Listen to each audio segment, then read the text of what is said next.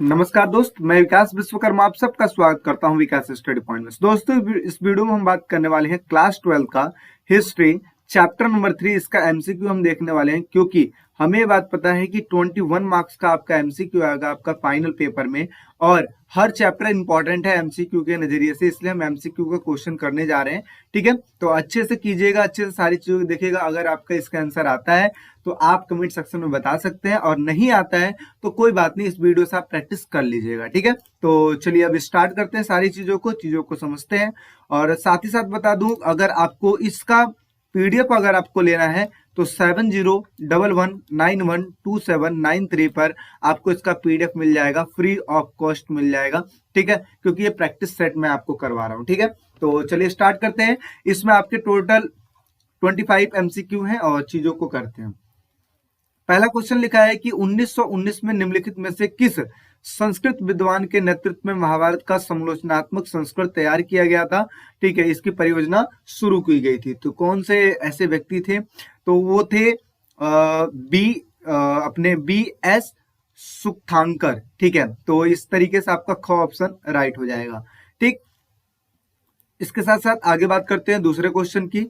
तो निम्नलिखित में से कौन सा कथन महाभारत का समालोचनात्मक संस्करण तैयार करने के संबंध में ठीक नहीं है? देखो, नहीं वाला क्वेश्चन फिर आया है इसमें। ठीक है, और एक चीज और याद रखिएगा, जब आपका नहीं वाला क्वेश्चन आता है तो इसमें से जो चीज गलत होता है वही चीज इसमें सही होता है। इट मीन्स 3 चीजें करेक्ट होंगी और एक चीज रॉन्ग होगा, और उसी रॉन्ग को आपको पहचानना पड़ेगा। ठीक है, तो चलिए शुरू करते हैं। तो क्या लिखा है? पहला, 13,000 पृष्ठों में फैले अनेक ग्रंथ खंडों में प्रकाशन किया गया।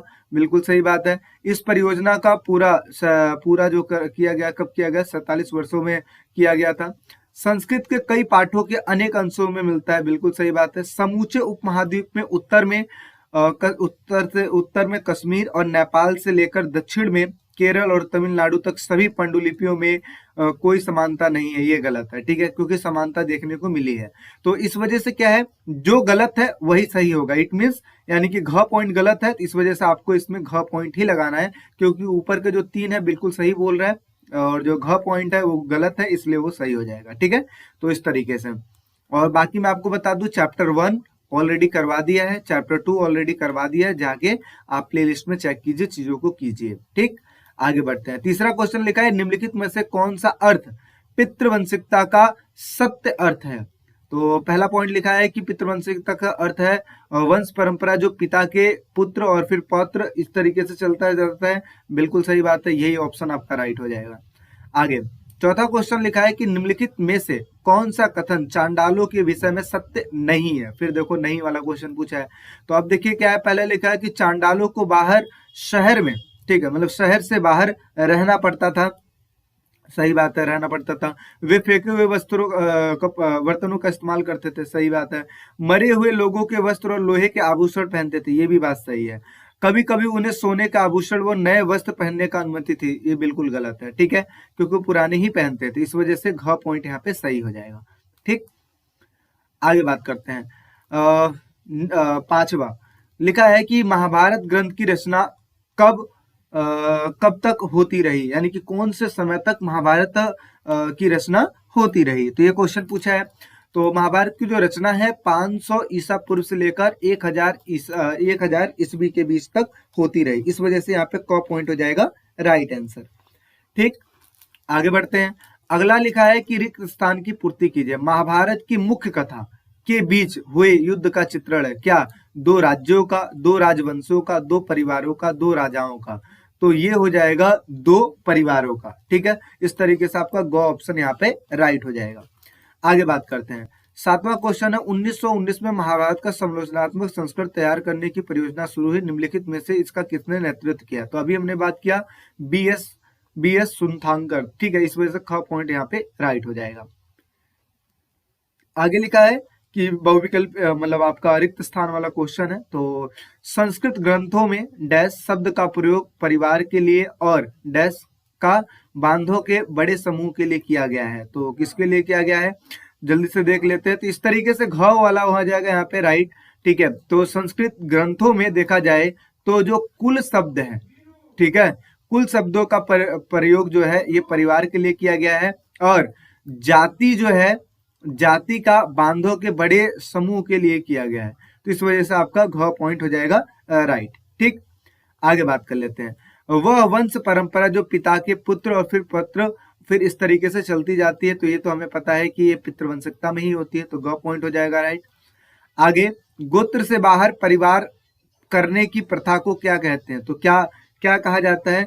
तो गोत्र से जो बाहर विवाह किया जाता है उसे बहिर्विवाह कहा जाता है। ठीक है, आगे समझते हैं कि मनुस्मृति में विवाह के कितने प्रकार दिए गए हैं। तो मनुस्मृति में जो विवाह के जो प्रकार दिए गए हैं वो दिए गए 8 प्रकार दिए गए हैं, तो घ पॉइंट हो जाएगा राइट। आगे, निम्नलिखित में से सातवाहन शासक का सबसे प्रसिद्ध शासक कौन था? तो कौन सा? तो ये थे आपके गोमती पुत्र श्री सतकर्णी। इस वजह से ग पॉइंट क्या हो जाएगा यहाँ पे राइट हो जाएगा। ठीक है, आगे बात करते हैं 13वें की। तो 13वां क्या लिखा है कि एक ब्राह्मणीय पद्धति जो 1000 ईस्वी पूर्व से प्रचलन में आई और लोगों को खास तौर से ब्राह्मणों को, ठीक है, डैश में वर्गीकृत करने की थी। क्या थी? तो इसमें हमें चयन करके लिखना है, 4 ऑप्शन दिए हुए हैं, तो जल्दी से हम देख लेते हैं। तो ये हो जाएगा गोत्र। ठीक है, यानी कि गोत्र, ब्राह्मणों को गोत्र में वर्गीकृत किया गया था, तो इस वजह से यहाँ पे ग पॉइंट राइट हो जाएगा। वीडियो कैसी लग रही है जरूर बताएं और बाकी वीडियो को जरूर लाइक करें। आगे बात करते हैं 14वां क्वेश्चन। गोत्रों के संदर्भ में 2 नियम दिए गए हैं, उसकी सत्यता की जांच कीजिए। ठीक है, और निम्नलिखित विकल्प दिए गए हैं। तो पहला पॉइंट लिखा है कि विवाह के पश्चात स्त्रियों को पिता के स्थान पर पति का गोत्र माना जाता था। सही बात है, एक ही गोत्र के सदस्य आपस में विवाह नहीं रख सकते हैं। ठीक है, तो ये भी बात सही है। तो इस तरीके से देखा जाए तो आपका जो ये पहला और दूसरा दोनों ही सही है, इसलिए ग पॉइंट क्या हो जाएगा राइट हो जाएगा। ठीक है, आगे बात कर लेते हैं 15वां। तो धर्मसूत्रों धर्मशास्त्रों में चारों वर्णों का जो क्रम रखा गया है उसे क्या कहा जाता है? तो देख लेते हैं। ब्राह्मण, क्षत्रिय, शूद्र, वैश्य। नहीं, ब्राह्मण क्षत्रिय से स्टार्ट होता ही नहीं, शूद्र से भी नहीं, ब्राह्मण, क्षत्रिय, वैश्य, शूद्र, यानी कि घ पॉइंट राइट हो जाएगा। ठीक है, आगे बात करते हैं कि निम्नलिखित विकल्पों में से बताएं कि ब्राह्मणी सिद्धांतों में वर्ण और जाति किस पर आधारित होती है? कर्म पर, गोत्र पे, जन्म पे या फिर योग्यता पे? तो ये जो चीज आधारित होती है जन्म पे आधारित होती है, क्योंकि आपका जन्म ब्राह्मण में तो आप ब्राह्मण, क्षत्रिय में तो क्षत्रिय, इस तरीके से। महाभारत के बारे में निम्नलिखित में से कौन सा कथन सही है? ठीक है, ये हमें बताना है। तो देखिए क्या लिखा हुआ है। महाभारत की मुख्य कथा 2 परिवारों के बीच की है। बिल्कुल सही बात है। इनमें विभिन्न सामाजिक समुदायों के आचार व्यवहार के मापदंड तैयार किए गए हैं। ठीक है, तो ये भी पॉइंट राइट ही लग रहा है। ठीक है, तो ये भी सही हो जाएगा। आगे बात करते हैं। यह संस्कृत भाषा में नहीं लिखा गया, ये गलत है। यह एक महाकाव्य है, बिल्कुल सही है। तो ऑप्शन देख लेते हैं। अ, ब और द, 3 सही है। अ ब द, हाँ, घ पॉइंट हो जाएगा राइट। ठीक है, आगे बात कर लेते हैं। निम्नलिखित जानकारी की सहायता में महाभारत के पात्र की पहचान कीजिए। तो क्या लिखा है? धृतराष्ट्र की पत्नी थी, धृतराष्ट्र की पत्नी थी। ठीक है, दुर्योधन की माता थी, गांधारी की राजकुमारी थी। तो कौन थी, इसके बारे में हमें बताना है। तो देखा जाए, सॉरी, गांधार की राजकुमारी थी। तो धृतराष्ट्र की पत्नी जो थी उनको गांधारी कहते, दुर्योधन की माता, इसलिए आपका घ पॉइंट हो जाएगा राइट। ठीक है, गांधार की राजकुमारी थी इसलिए इनको गांधारी कहा जाता था। आगे, निम्नलिखित जानकारी की सहायता से महाभारत के पात्र को पहचाना। दुर्योधन के पिता धृतराष्ट्र थे। ठीक है, जन्म से नेत्रहीन, तो आप ऐसे ही बता सकते हो, धृतराष्ट्र हो जाएंगे। आगे, निम्नलिखित जानकारी की सहायता से महाभारत के पात्र की पहचान। द्रोण ने अपना शिष्य स्वीकार करने से मना कर दिया, ये तो एकलव्य था जिसको मना ही कर दिया गया था। आगे, आचार्य और शिष्यों की उत्तरोत्तर पीढ़ियों की सूची किस में मिलती है, यानी किस चीज में मिलती है? जिसमें आचार्य हो और शिष्य हो, दोनों ही लोग हों। तो दोनों ही लोग अगर देखा जाए तो ये मिलते हैं बृहदारण्यक उपनिषद में मिलते हैं, तो इसलिए इसका ख पॉइंट हो जाएगा राइट। ठीक है, तो ख वाला राइट हो जाएगा। आगे बात करते हैं। निम्नलिखित में से गलत जोड़ की पहचान कीजिए। गलत जोड़ की पहचान करनी है हमें। तो यहाँ पे क्या लिखा है? एक साइड दिया है वैश्य, आगे लिखा है वर्ण, निषाद, जाति, शुक, स्वर्णकार, ये लिखा है अपना बुनकर यानी कि जाति। ठीक है, तो इस तरीके से हमें पहचान करके लिखनी है। तो गलत जोड़े, ठीक है, तो वैश्य जो होता है वर्ड से संबंधित होता है। निषाद जो होता है एक प्रकार से जाति से रिलेटेड होता है। ठीक है, बुनकर जो होता है बुनने का जो काम करता है वो जाति से रिलेटेड नहीं होता है। स्वर्णकार जो होता है सोने वगैरह का काम करते हुए व्यवसाय से रिलेटेड तो होता है, यानी कि घ पॉइंट यहाँ पे क्या हो जाएगा, राइट हो जाएगा। ठीक है, घ पॉइंट राइट हो जाएगा। आगे, अस्पृश्यों को सड़क पर चलते हुए करताल बजाकर अपने होने की सूचना देनी पड़ती थी, जिससे अन्य जन उन्हें देखने से दूर से बच जाएं। चीन से 5वीं शताब्दी ईस्वी में आई इस बौद्ध भिक्षु ने अस्पृश्यों के बारे में उपयुक्त कथन कहा है, निम्नलिखित में से बताना है हमें। ठीक है, तो कौन कहा है, तो फासियान ने इस चीज को कहा था कि करताल बजाकर चलना पड़ता था, तो इसलिए ख पॉइंट यहाँ पे राइट हो जाएगा।